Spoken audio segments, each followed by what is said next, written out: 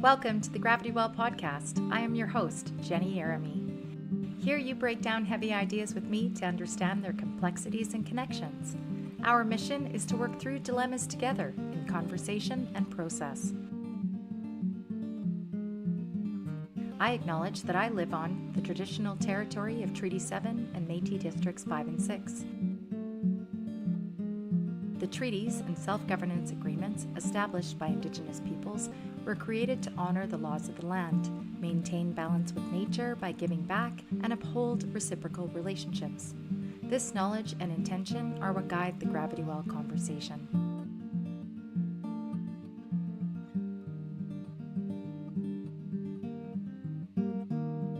I ask for genuine dialogue, real hearts, and openness to different perspectives. This is your invitation to find common ground with me. This podcast is dedicated to the natural world, our children, nieces, nephews, grandchildren, and all future generations. The Gravity Well is on YouTube and streaming wherever you get your podcasts. Join us at thegravitywell.net.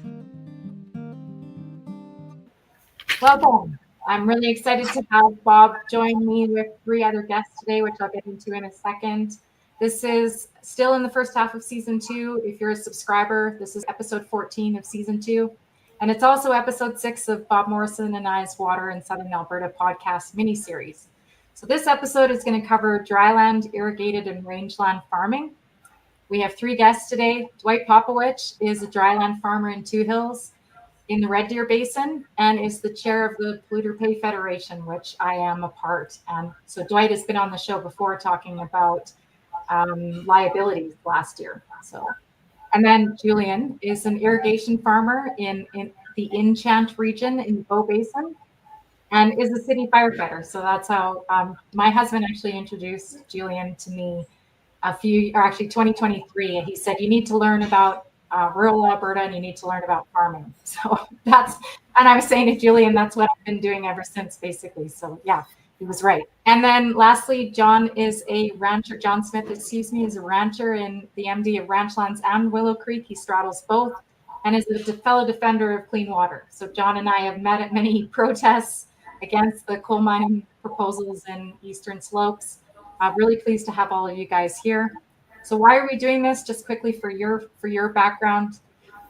We want to, first of all, give the general population some knowledge. I'm very ignorant in farming and farming practices, very excited to learn here. Help people that work in water. So there's a lot of conversations that happen in silos. We're trying to break those silos down. And then lastly, concerned citizens. So like myself, who's concerned about, we were talking earlier about water shortages that we saw last year, for example. We know there's more drought happening in Southern Alberta.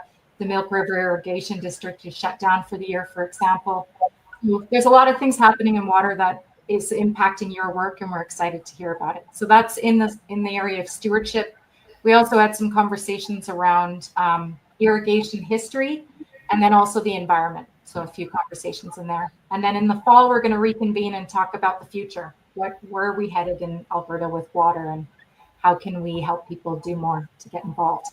Okay, so I'm going to stop there and do some introductions again. So Bob, please go ahead and introduce yourself to this group, and then we'll go around with everyone. Thanks. Okay, my name is Bob Morrison. I'm a retired planner. Most of my career was in water management and transportation. And since retirement, I've been involved in municipal issues here in Calgary. And I'm really looking forward to this podcast because we've been talking about policies and law and how people manage water on a basin scale. But I'm far more interested in learning what does water really mean at a local level, right in the field when somebody is trying to make a living farming. So I'm very fascinated by the conversation we're going to have and really interested in seeing what you have to say. Thanks. Dwight Popowich.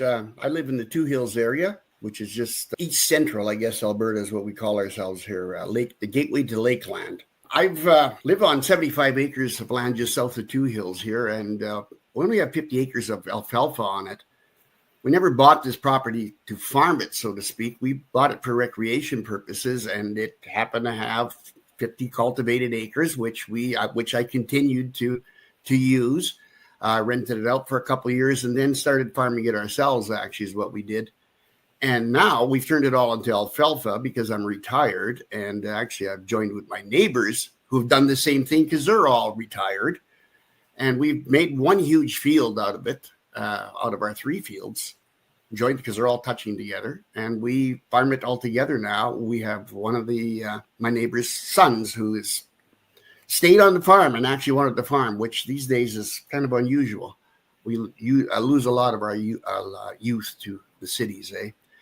So it's worked out great. So that's my farming that I do these days. It's kind of lazy man's farming, but I rather enjoy it. And it does give us an income. Water is also in my background. I had worked for the town of Two Hills for 10 years, and I held the license for their water systems. I was the guy that was in charge of all of it. That's water and wastewater. I do understand it very much, and very, very important that we have drinking water. We only have 3% of the water in the world is potable. The rest of it can't use. So it's rather important that we have water done properly. Thank you, Dwight. Yes, I forgot about all your knowledge in water infrastructure as well. Julian, you're next, please. I'm Julian Vandenberg. We farm in the Ranchland region, which is in the MD of Tabor. For anyone who doesn't really know where that specifically is, it's right center between Lethbridge and Brooks. We're an irrigated farm. We farm, depending on the year, but about 3,000 acres of irrigated. Our primary crop is potatoes. As far as water, we're fed off of the Bow River. We are heavily reliant on it. The Bow River for us has been the most solid irrigation systems, I think, in Southern Alberta. Even with the water restrictions last year that was south of us in the Old Man and St. Mary's, we didn't see any restrictions on our part, other than a lot of farms temporarily for the year moved into our region to grow their high water input crops because of the water shortages south of us. So that's kind of my story. Yeah, turn it back over to you. Yeah, thanks, Julian. I'm sorry if you said it and I what generation are you on your land? Is that? Sorry, yeah, I should have mentioned that. My dad started the farm and I farmed together with him. So he would have started it in 1989. Okay, cool. Right on. Okay, John, you're next, please. Yeah, so my name's John Smith. We own and operate Plateau Cattle Co. with my wife, Laura Lang. I'm the 3rd generation. My maternal grandfather started it in, I think, 1959 is when he got started. We're mostly a cow-calf operation. We have, I don't know, there's 400 or 500 acres of cultivated. It's not necessarily our main focus. Like I have that hired out. I have custom work for that. A lot of our experience is, kind of on the Highway 22 corridor and over the First Range of mountains in the Livingston kind of area, Mount Livingston area. I guess in a previous life, like I was a weed sprayer for the MD of Ranchlands and forestry and stuff. So I spent a lot of time back west and have seen some pretty significant changes regarding the water and our management of the landscape back there. I think I started back there like 25 years ago, probably. So I guess I got a quarter of a century of experience in seeing kind of how it's changed and how we're treating the landscape. So yeah, excited to be here and thanks for the opportunity. Yeah, thank you, John. I'm excited to hear more. Bob, do you want to lead this off? Beyond what you've already talked about, start with you, maybe, John. What are the issues that you see in your area related to water, whether it's a water supply issue, whether it's how does the land affect the water? Is it a water quality issue? What kinds of things are you seeing in your area? Well, specifically at our home place right now, we're able to control the quality pretty good. Like we do have our creeks and dugouts fenced off, and we're investing money and continuing to invest money in off-site waters. So that's been really good. There's a lot of programs there to help farmers out, and most of the people I know are taking advantage of those programs. It would be the quantity is our issue. There's a little creek that runs through our place. It doesn't even have a name. And maybe if it had run more often, I'd name it. But the point of it is when I was a kid, we talked about like the one time the creek didn't run. And now we talk about when it does run. Like we just received 5 inches of water, whenever that was, like 4 days ago. And the creek came up pretty good. It wasn't running. It came up pretty good. And now you can go and almost like check it twice a day, and you can see that the flow is starting to slow down. And I expect in a week it's probably going to quit again. So our aquifers, our groundwater flowed or supplied by springs. So, and that's what's killing us is our springs are just not flowing the way they used to be. And that's how low our groundwater is. And that 5 inches of rain, I mean, it's soaked in there. There was no water laying in the fields, anything. Like we were so dry, and it could give us another 5 inches again right away, and that would be fine. Yeah, that creek sounded like a spring-fed creek the way you were describing it. And that's certainly one of the issues we're trying to get a handle on is this relationship between groundwater and surface water in the basin, particularly for those smaller streams. Now, you talked about fencing off the creek. Have you been involved with things like cows and fish, those kinds of programs? Not specifically on cows and fish on this one. We just did this because we wanted to.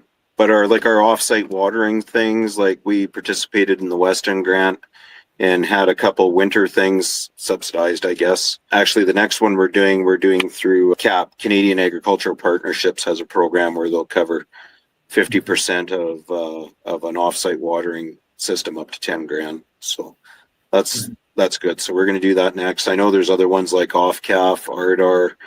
I'm probably forgetting some, but there's lots of funding streams out there if you go looking.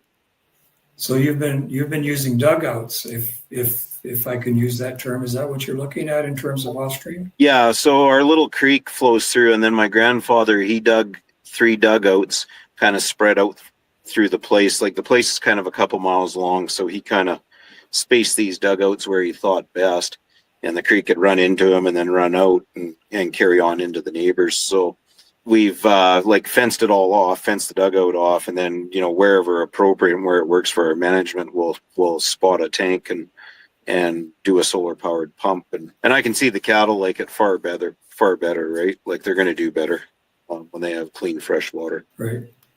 So Julian, in your area, what are the water issues, whether they're water quality, water supply, management of the land, and how it affects the water? For us, I believe that we are in a very fortunate part of the irrigation districts, being in the bow. So we haven't had any water restrictions in my lifetime. South of us in the St. Mary's and the LNID, there has been. But for us, it's been really good, honestly. So, but I would say the number one issue probably would be quantity of water, not necessarily for us, but irrigation districts south of us. As far as positives in the irrigation industry, I guess in our area, a big thing in the last, I would say 15 years or 20 years has been progression of water pipelines.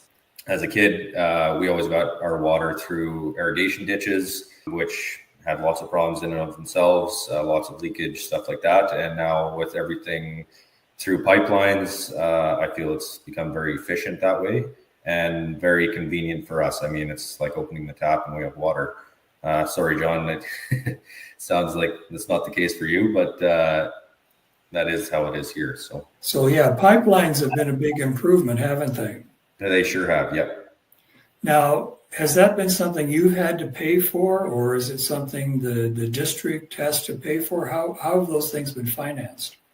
I believe it's through the district and public funding. So as far as I know, we have not paid directly for the pipelines. I do believe our water rates costs have gone up, but I believe it's mostly publicly funded. So I guess indirectly through tax dollars, but other than that, no. Kind of a partnership between, say, the provincial government and the district then.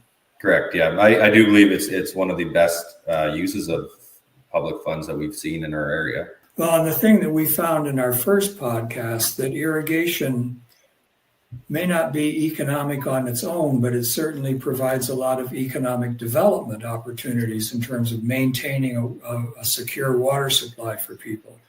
Correct. As well as parks and recreation. It's also a huge driver for parks and recreation in our area. Well, certainly on the reservoirs, it's very popular, isn't it? Yeah. Okay, Dwight, you've touched a little bit on this, but what are your concerns up in your area in terms of water, land management as it affects water? Well, what we're seeing, of course, is drought-like conditions that have been going on for a number of years. Dugout sloughs are the lowest I've ever seen them in decades.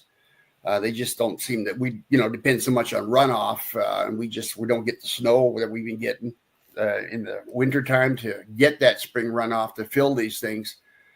And we've been very dependent on the rains, which used to be quite regular. We'd get that sunshine in the daytime and then get the evening showers coming through. But we've seen that kind of been disrupted for some reason or other. It isn't always been the best. Last year, I only got 1/3 of the alfalfa I normally get off of my field because we just didn't get the rains in a timely fashion. But yet this year they did come here. They were a little late coming, but it was still, it came. We got a significant amount, couple inches. So that's going to add to it.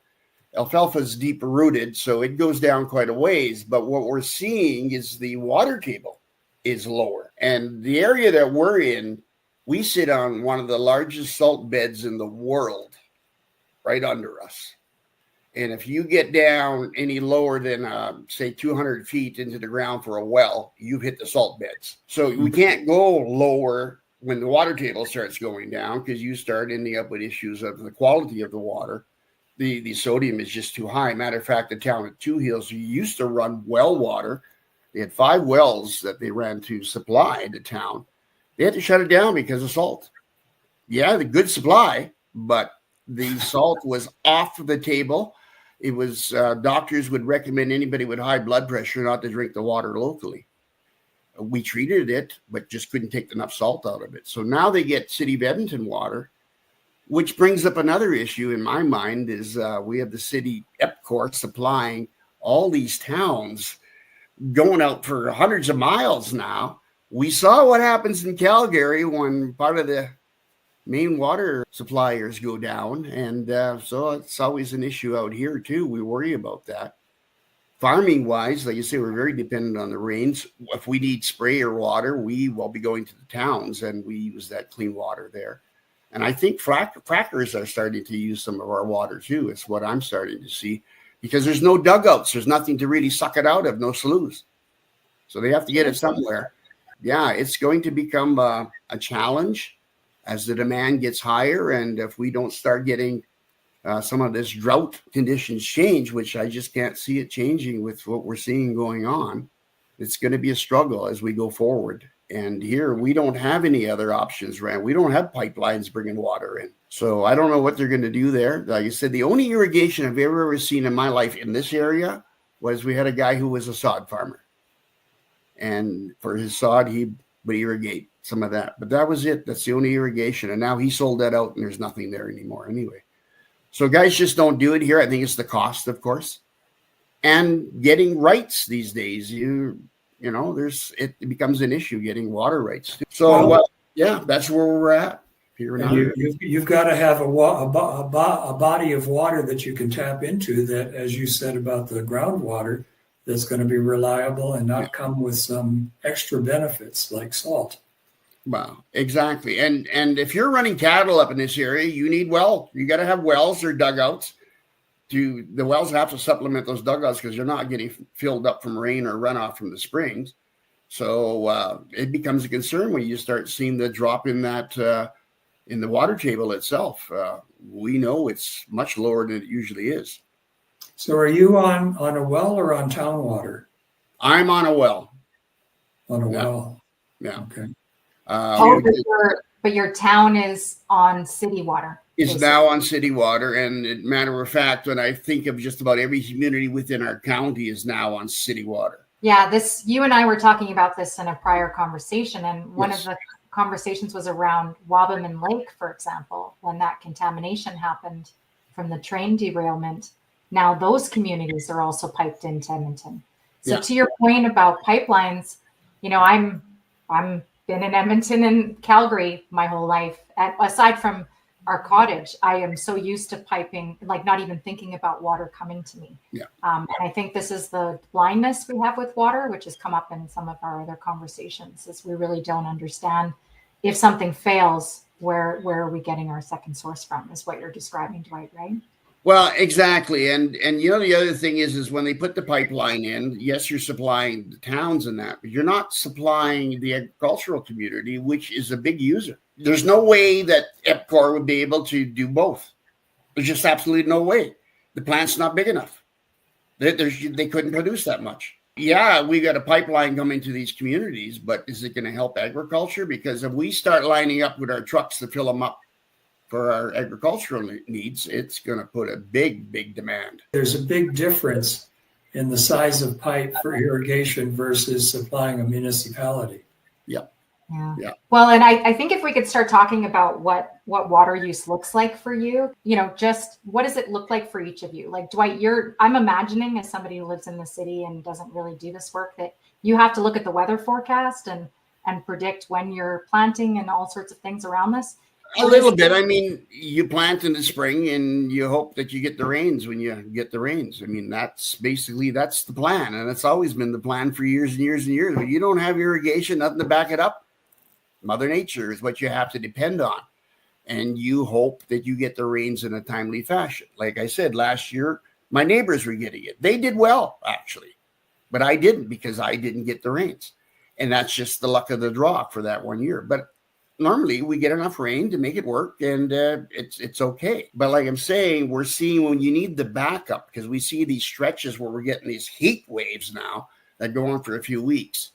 That's the time when we don't get the rain, and the time when you may need starting to back up for watering cattle and all that sort of stuff. Now that starts putting a big draw on a system that's already under stress. And we know we're not getting there. We see it in the winter. We don't get the snow out here what we used to get. And we're imagining you're not getting it in the mountains either. Because if they're not getting it, we're not getting it. That's the way it works.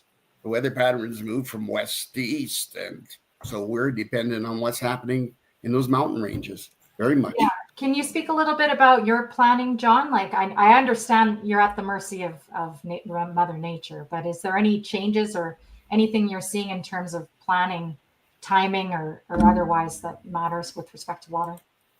I'd say here, like on the farming side of things, like you see guys trying to seed way earlier now than what would have been the normal. Like, we got guys like we're on the foothills, and guys just on the outside of the foothills are trying to seed, the end of March, the 1st of April, which would have been, nobody would have ever done that before, because you'd worry about getting frosted out. These guys are trying to seed earlier so that they can use the bit of moisture when it's there, and they're rolling the dice to see if that crop will get past the frost hazards. But for us, we water a lot of cattle off of wells. So for instance, this spring, and we have really good water. Like the wells have never gone dry, and we had a well bugger up, and it's always the pressure switch. And after I changed the pressure switch and that didn't fix it, I started thinking that well was dry.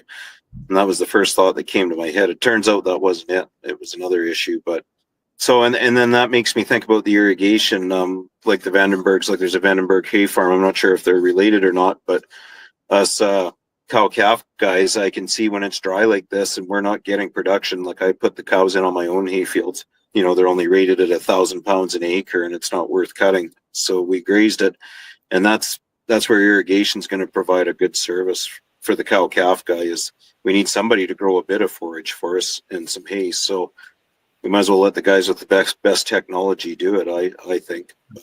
Well, that's my understanding that irrigation in particular has become quite integrated with the cow-calf operations that you've got, particularly when you've got a drought. Yeah, absolutely. I know one strategy we've employed with our own cows is the winter feeding. Like, so we graze on the Waldron Grazing Co-op till about January 15th, 20th, something like that. And then now what we've been doing the last 3-4 years is bringing our cows home and giving them somebody that's growing silage. Some do it with irrigation, some don't, mostly not around here. But yeah, like it's actually really changing the ranching paradigm a little bit, is how to winter these cows. That's the most expensive expense that you have as a cow guy, is your winter feed costs. So, typically it would have been, a rancher would have spent all winter rolling out hay bales. And that's, we're just not seeing as much of that anymore, and definitely not on our place. Got to think outside the box and do some different things to try and stay in the business. And that's some of the reason why I went into alfalfa, was exactly what John is talking about. When we see lower, say, rain isn't coming and we're not getting the yields, we usually see the price of that alfalfa, that feed, go up. So it kind of balances itself out. Not for guys like John, who suddenly now got a higher cost, but guys like me who are growing alfalfa. That's kind of the balance, that why I went into alfalfa. being retired, very little, lot less work to it. And there's that kind of that balance, that self-balancing that sometimes happens with it. Not all the time, but sometimes. Yeah. So Julian, can you offer us a different perspective? How does it look like for you? Is it mostly just making sure everything's consistent throughout the year, or what does it look like? Yeah, for us, well, like I said earlier, we turn on the tap and we can get water. Now, the caveat to that is our water doesn't get turned on generally till April 25th. And this year was actually a little bit later. I think we were a couple days into May before our water got turned on. But for us, our planting, I mean, we grow crops that take pretty much the full growing season. So we can't necessarily wait for rains or the water to get turned on to plant those crops because we run out of growing days. And so for us, our potatoes, rule of thumb is April 20th, the planters start rolling into the fields. And that's kind of the way it's been for many years. We are, like I said, we are heavily reliant on the irrigation, and so far we've had a pretty bulletproof system, at least in our district. Julian, I think you're being a little modest. You said you just turn on the tap. I gather there's a little bit more work involved than just turning a tap on. Can you give us an idea of what it's like to irrigate? So we irrigate primarily with pivot irrigation. And for those familiar with the pivot, it's essentially, it's funny, I work with people in the city that's say, oh, look at all the crop circles where you are. Well, that's a pivot. So mostly you'll see a pivot in a circle. So that part of it is generally automated. There is a lot of maintenance involved in pivot irrigation. So we have, I believe, 24 pivots that we operate, and some of them are ours, some of them aren't. And we have a guy that's busy full-time keeping those things running. So there's that side of it. As far as turning on the water, I mean, we still need pumps and things like that to get the right pressures. We are a pressurized pipeline, but generally the pressure isn't high enough to actually supply our irrigation systems. In the past 3 years, or not this year, but the last 3 years, we've been doing sweet potatoes, which were under drip irrigation. And that was another whole plethora of things that we had to set up for it.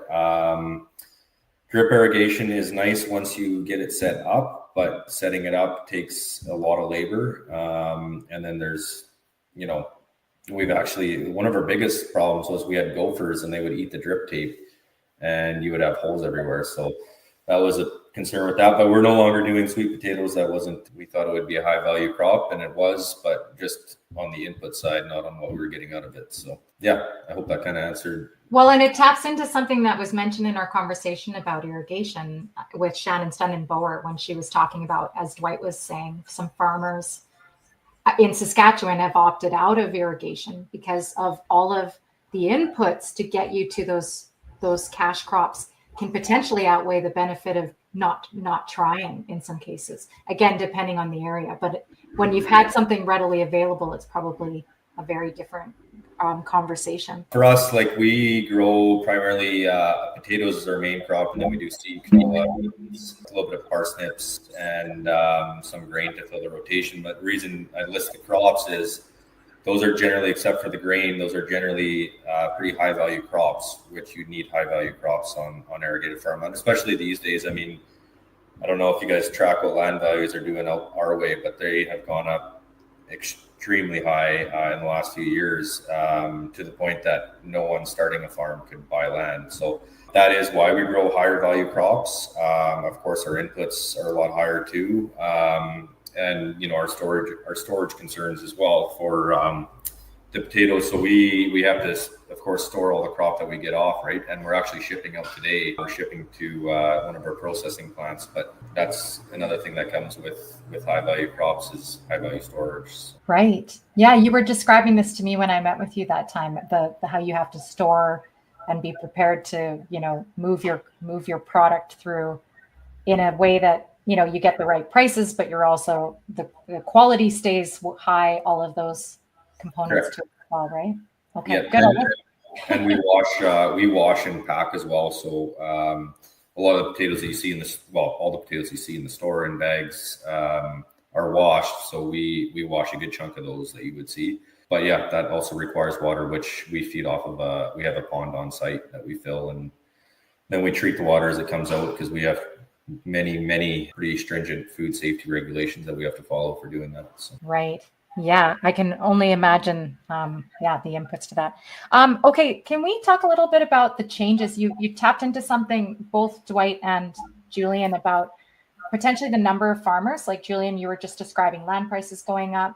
What we learned in our first episode was that there is, at least in the special areas, that crop sizes have increased by 30-fold since the 1980s, meaning what I understood as 30 times less farmers on the landscape, if you will, in that area. So they've actually seen a drop in people living in that district.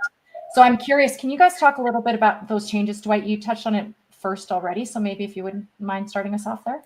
Yeah, we're seeing something similar out here, Jenny. It's we're seeing less people farming. We're the younger generation seems to be heading to the city for the big jobs, the big money type of thing, and many of them don't want to take over the farming. We're also seeing that as the cost of inputs are going up, you're needing to do more and more acres in order to make a go of it. We used to have the small mom and pop farms where you'd have 1/4 of land and you could raise a family. You can't do that. It's almost impossible. The small guy really doesn't exist anymore, and they're getting bought up by the few guys that want to actually farm and realize that they need many, many more acres. So that's what we're seeing is guys are becoming quite large for farming. For me to have 75 acres is highly unusual. I'm very highly unusual. Yeah. But like I say, I didn't buy it for farming. I bought it to live on and recreation. And I worked in the grain industry for years. I was the head of the Grain Services Union. So, that's why I live out here. I'm very familiar with farming. I grew up on a farm, that sort of thing. So I'm connected to it. I love it. I love it out here, but I cannot see how it's sustainable for these young people to ever start up farming unless you have parents that are retiring and turning some stuff over to you. You're not going to make a go of it.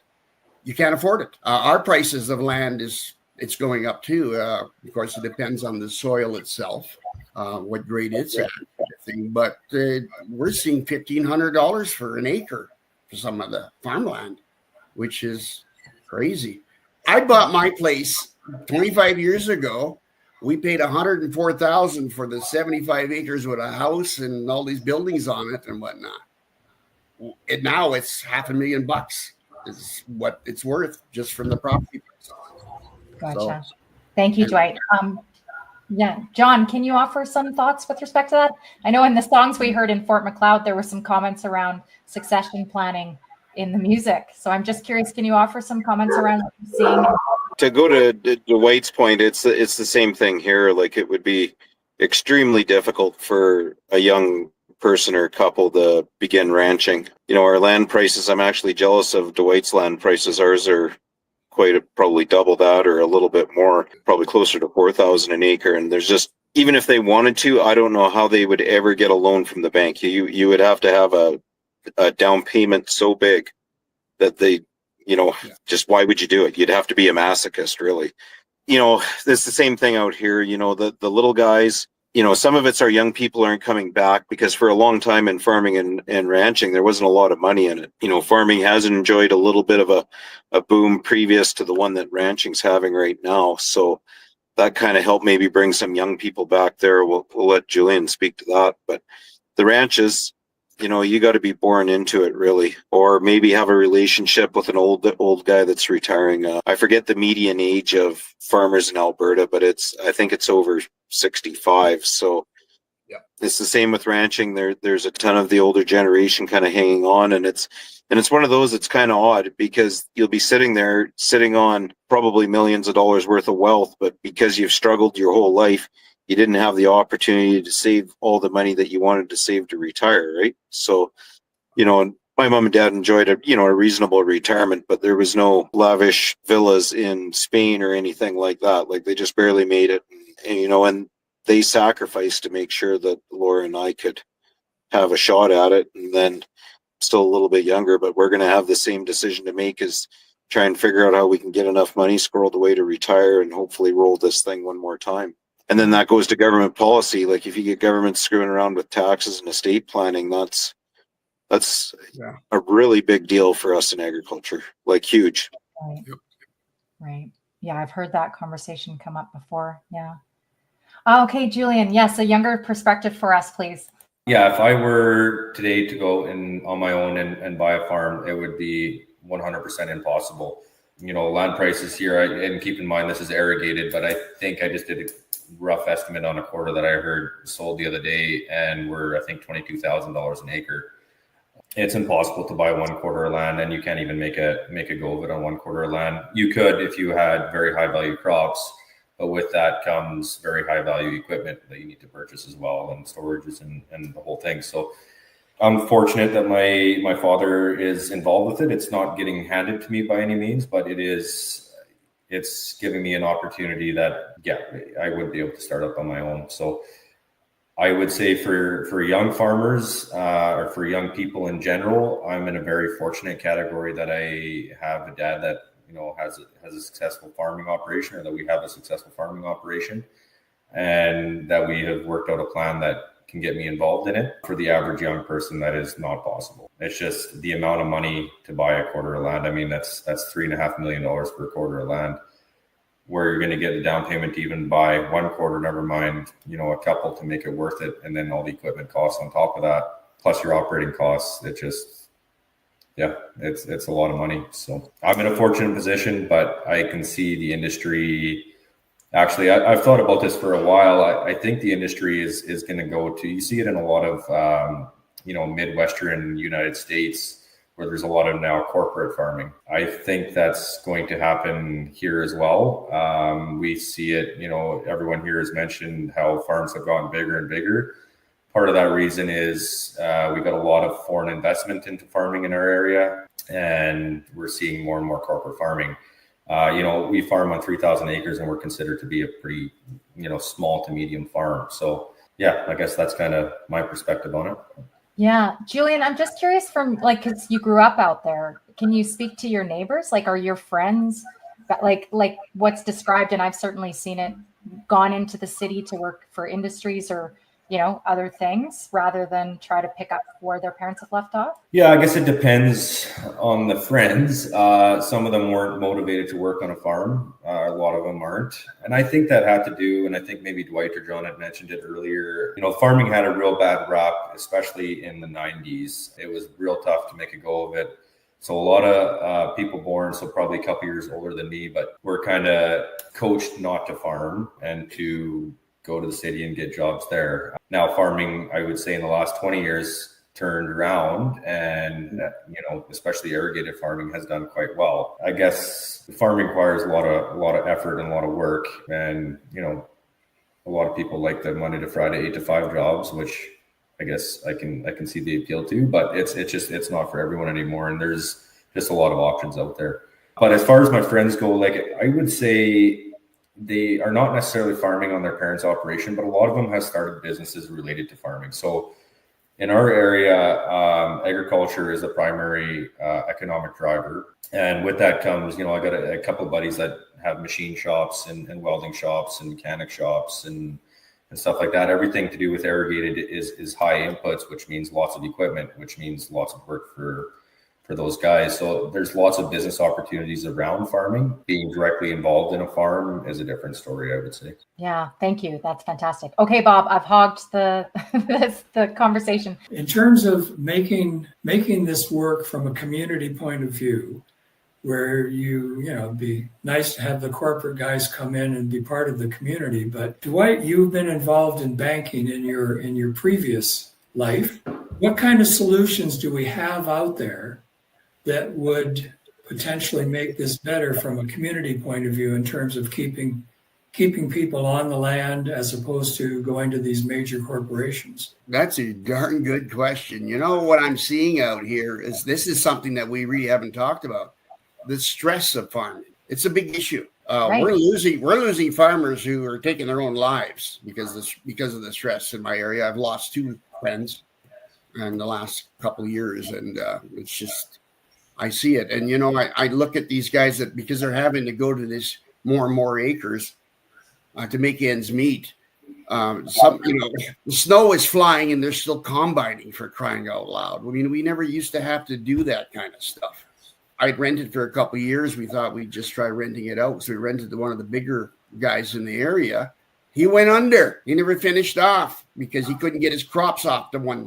He had too many acres. So the stresses are everywhere. And that is something that we haven't really talked about. And I think that's one of the biggest problems of why people are not going into farming and ranching. Financially speaking, you're gambling. And then you get all the stress on top of that. And with weather, with input costs, with whether you're going to get your crops off or whether you're going to get proper pricing for it. You don't know there's too many things being thrown at you. Too many things, too many stresses that need to be managed. So it's not everybody's cut out to be a farmer. It's special people that will be in this. And that's why I see it kind of going to corporations, because of all the stress and all the management that is needed to farm all these huge acres to make ends meet. I don't think you're ever going to see the single family farm type of thing ever coming back, ever. Not at these costs. John and Julian, have you seen the same kind of issues in your area? I would say, yeah, the mental health thing is actually, that's a big one that doesn't get talked about. And most people in the industry don't really want to talk about that either. But it is something that should be addressed. And stress is huge, right? And lots of times it's about things that you can't do anything about. Like you can participate in whatever business risk management, your crop insurance, there's moisture deficiency insurance, there's all these different things. And I mean, they do help, but at the end of the day, when it hasn't rained in a month or two or very little, and you're running out of options, and in my case, you're looking at a cow herd that that has generations of work into it. And it's like, now you got to decide what cows have got to go to town. And we had to do that 3 years ago, and I didn't like it. I didn't like doing that. So yeah, it's hard, right? It's hard, but you just, I don't know. Mind you, that being said, if I ever go to Vegas and I play blackjack, that feels easy. So it's the same thing as my regular life. That's easy. The guy who won the lottery and went farming till it was all gone. Yeah. So I asked an economic question, Julian, and I got a mental health answer. How are things in your area? The question I had was, how can you make bankers make the system work better for the local community? But I got an answer that was related to the stress and the mental health issues. What do you Sorry, Bob, I lost focus. That was my fault. Sorry. I've been known to ask the wrong question but get the right answer, surprisingly sometimes. But in terms of your area, Julian, you've got all the cost inputs in particular to make a go of it in terms of irrigation. Are there better financial models, or are there better mental health models for farming? Oh, that's a tough question. I don't really have the answer to that, to be quite honest. I don't know what the solution is to get family farming back. I don't think it's actually possible. I don't really have an answer to that. As far as mental health, that's a big one for sure. I mean, like John said, you're playing blackjack with millions of dollars at a time. I mean, a lot of times when I talk to people, they're shocked by the amounts of money that we move. Well, the amounts of money come in, but they also leave in the same amounts. So it's just bigger dollar values that you're gambling with, and there is a lot of risk with it. We can't say for sure. So we spent a lot of money getting the crops in the ground. We're one hailstorm away from it not being there. So crop insurance does help with that. But as far as your question goes, sorry, I don't really have a solution for that. That leads me to my next question, which is in terms of getting people to work the land for you or help you in terms of labor supply, particularly if people are going to these big corporate farms. How well are we set in terms of being able to have people that would provide that labor supply along with all the other things we need? For us, it works. We have a big population of Mennonite community in our area, and they're really great workers. They're very handy people. And generally, our lower I should say, lower paid labor. So like, for example, today we have 5 people that are grading out the bad potatoes out of our line. So that'd be our lower paying jobs. We do sometimes have an issue getting enough people for that. In the future, I do see that being replaced by technology. For us, there's already, like, I do my own programming on the farm and our own electrical and design. The more we can automate and get rid of some of those positions, the easier it is. As far as the more, I would say, skilled labor, as far as, operating the planter tractors or, trucking and stuff like that, we haven't had a problem getting people as of yet. But we also, so we're in, Southern Alberta, Mennonite community. We only work 6 days a week, and that's because of our faith as well. But if we push them to work 7 days a week, you're not going to be able to get that. And I do believe, we were talking about mental health earlier.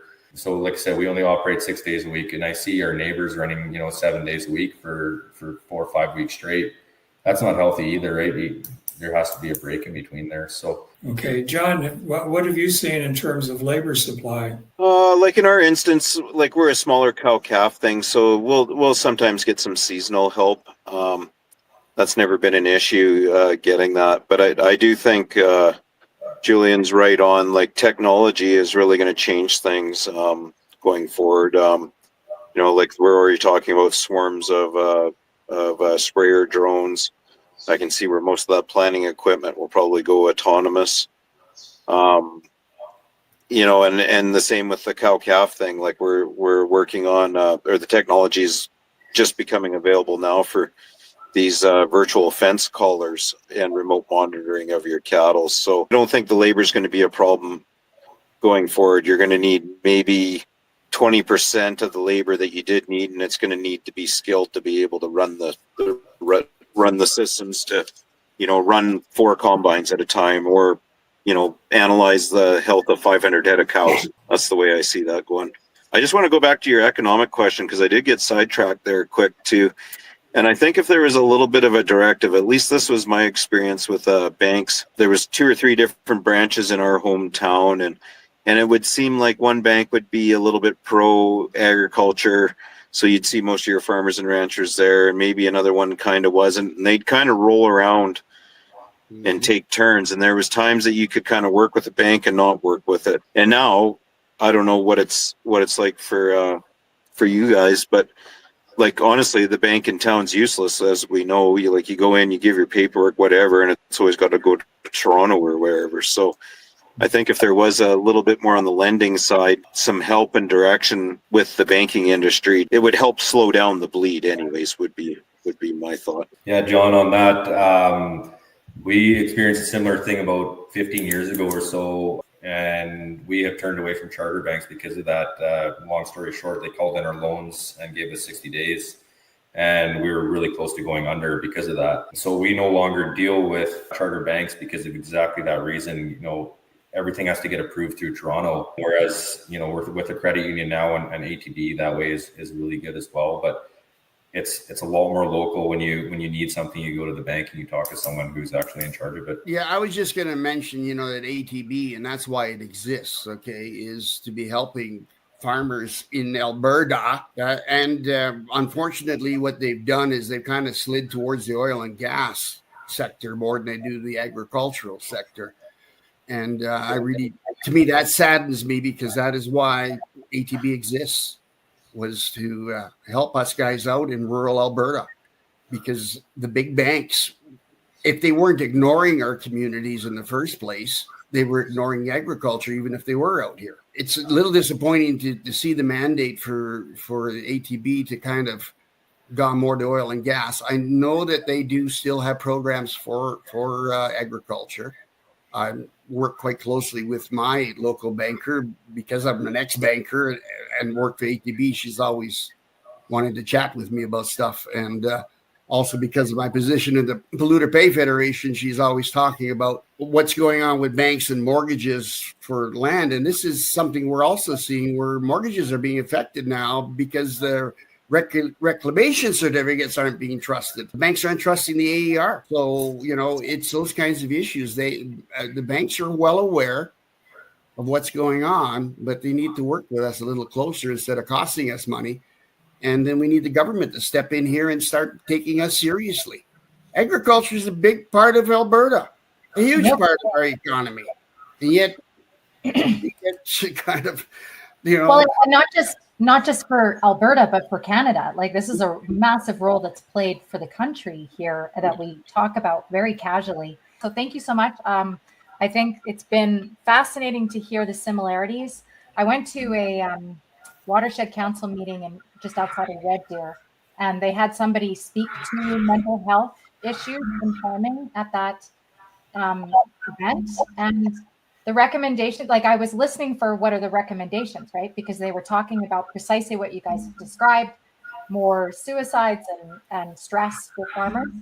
And the comment was, call this mental health number. Like, to me, one of the things when I think about the future, and maybe I'll pass this off as closing comments, is there still a community of farmers that are able to drive policy in a meaningful way? So I would mean, like, because to me, it's all about the communities and the local people benefiting long term, rather than, like you're describing, corporations. I don't see how that's going to help communities come together.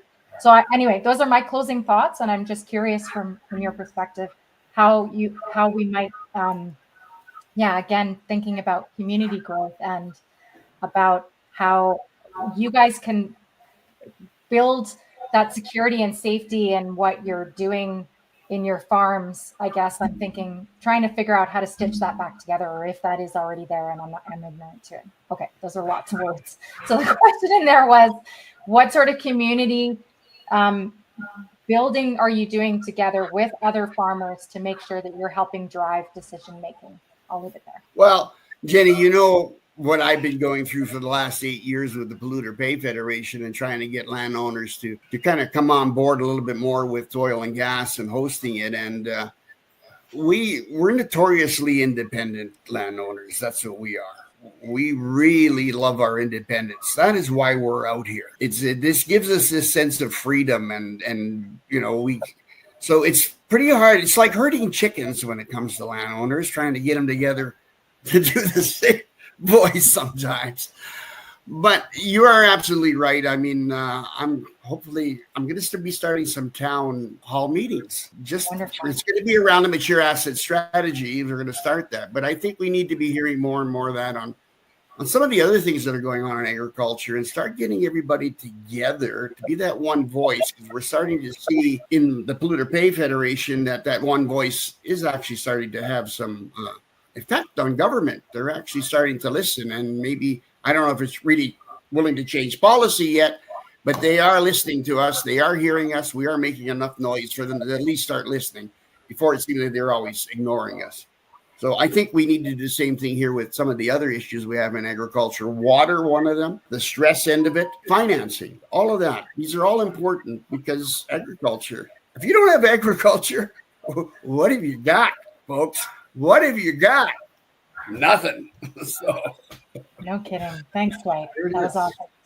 Yeah, so I was just thinking about our experiences, like we're one of the families that's been involved with taking the government to task over the coal mining in the Eastern Slopes. I do feel like, Dwight's right. It's hard to get a bunch of farmers and ranchers organized to push in one direction, because we're, it's just everybody's so busy. Look at today. I was looking forward to doing this podcast, and then my morning got away on me, and thank gosh Jenny phones me to tell me I need to do something. So, that's a real thing, and that happens every day to a lot of us out here. But I do think that when we're reunited and we're somewhat organized, that we can have an effect. And we saw that we were able to turn the government around in whatever that was, 21.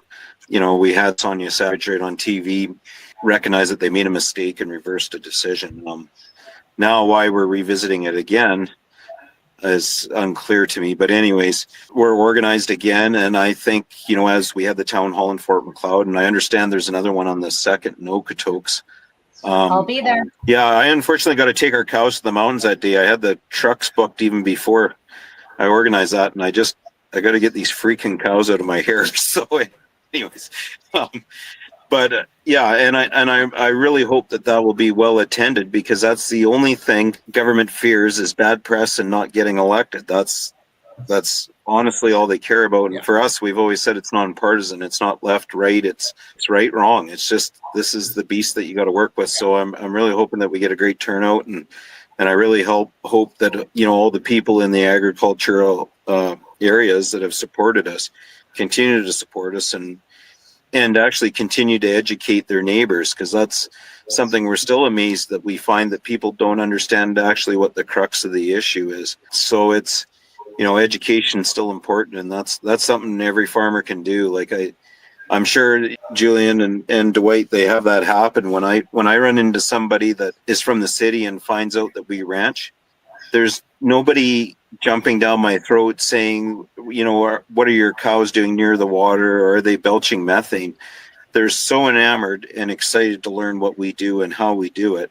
I think because they feel like we're connected to the land maybe more than what they are. And like, I think that chance for education's there, and people just want to know and feel good about what's going on, right? So I think that's something we should all provide. Beautiful.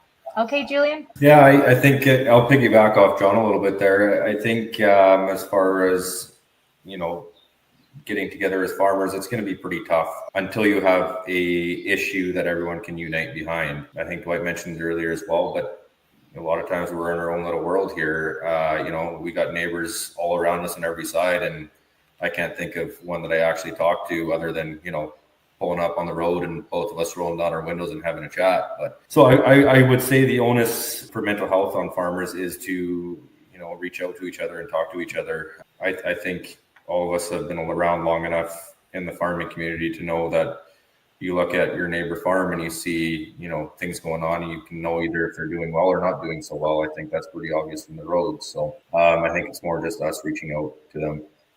As far as having town halls, like I said, I think there is an opportunity for that. I know we have been involved in politics on this farm quite a bit. I think the government does listen if you have enough people with, you know, a good understanding of how things should operate, approaching them. So yeah, that's my take on it. Yeah, I think that's very true, Julian. I think you guys have a very strong voice, which is another reason why I am appreciative of working with rural Alberta, because you guys do have a strong voice. I don't think as much as I do in the city, for example. So yes, thank you for exercising your political will, if you will.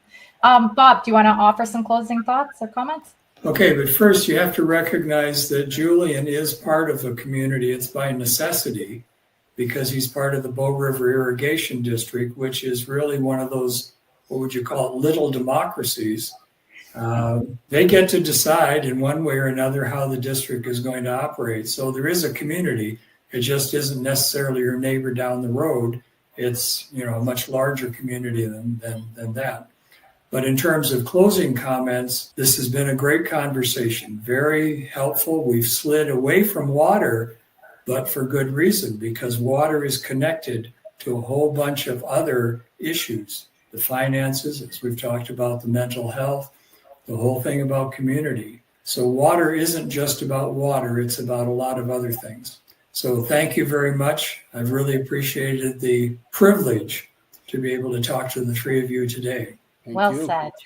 Anything we missed, guys, before we wrap? Any other comments or thoughts? I just want to remind urban folks that you know, oil and gas and your food comes from rural Alberta.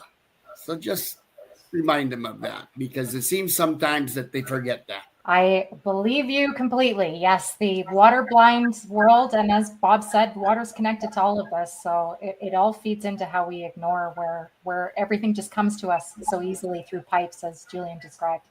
Okay, thank you very much, guys. This has been amazing. Like we said, we're doing some more conversations in the fall, so we may call upon you again, or if you have anything that occurs to you that you would like to suggest, we're all ears. Thank you so much. Have a great rest of your day. Take care for now. Thank you.